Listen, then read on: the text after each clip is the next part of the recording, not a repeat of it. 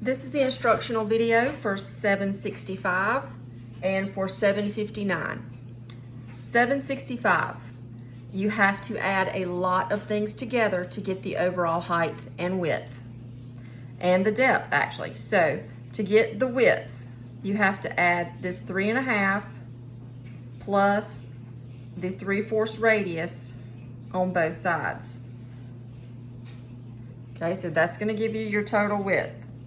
To get the overall height, you have to add 1 3/4 plus the 3/4 radius on this side. Okay, to get the depth, this is 1 5/16 plus 15/16. Okay, so those are a little confusing, especially if you can't see them well on the paper. 1 5/16 plus 15/16. That's going to give you the overall depth.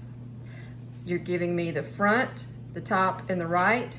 Make sure you don't forget the fillet in here, and think about what happens on the front view when you see a fillet continuing down a little farther. Okay, so in order to get where this piece is, you're going to have to pull over where that fillet is going to be on the right side to where it stops. Okay, so when you create that right side view and you've got that piece drawn and you make that fillet, there's going to be an end point to that fillet. Okay, so when you make that piece and you draw that fillet, pull that over, and on that front view you're going to see where that fillet is going to come down on both sides. Okay, all right, now let's talk about 759. So in 759, we're going to go back in our packet over here. Lots of curves. Now, it does not come to a point. That is just where the center line is going up and telling you that it all lines up together. This is round right here. This is round in both of these spots.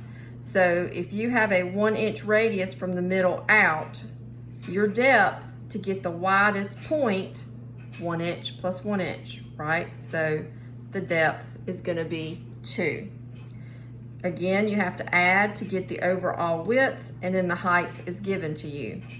This has a beveled edge, all right? So there's a hole. This hole goes all the way through the part, but the top is beveled at a 45-degree angle. So you have to think about what that is going to look like. So when you're looking at that piece, you're going to see the beveled 45 degrees, right? And then the hole going on through.